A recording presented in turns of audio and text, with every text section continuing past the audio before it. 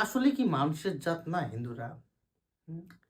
কিছু রিচ পাওয়ার জন্য, কিছু পাওয়ার জন্য আমরা যে পরিমাণ আমাদের ধর্মটাকে শেষ করতেছি, আসলেই কি এটা কি ভালো? কি উচিত কাজ?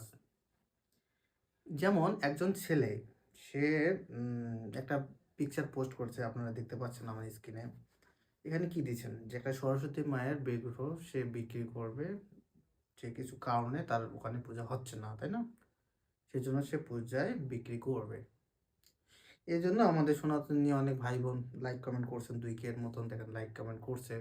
যাতে মূর্তিটা মানে নষ্ট না হয় বা পরিত্যক্ত না হয়, তাকে পূজা দেওয়া যায়।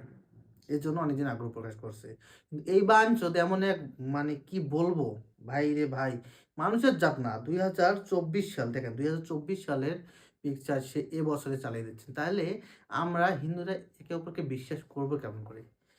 এই মানে এই বেয়াদবের দল টাকা পয়সা খাবে, খাওয়ার পর ওই মানুষদেরকে ধোঁকা দিবে। দেওয়ার পর আমাদের নিজেদের ভিতরে সমস্যা হবে। আর আমাদের কি পাবলিক ওখানে স্পষ্ট ২০২৪ লেখা আছে, তারপরও আমরা তার এক পোস্টে লাইক কমেন্ট করতে যাচ্ছি। তাকে রিচ দিয়ে যাচ্ছি। আসলেই কি এমনটা হওয়া উচিত? মানে এই বেয়াদব এক প্রকার বেয়াদবি করতেছে আর আমরা মানে যেকোনো জিনিসে রিঅ্যাক্ট দিতেই পারলে হয়ে যাচ্ছে। যে জিনিসটা কি বুঝেছে নাই। ও নিজের দাদুকে মারি ফেলেছে, আপনারা ওকে টাকা দিয়ে বেকার নষ্ট করিয়েন না।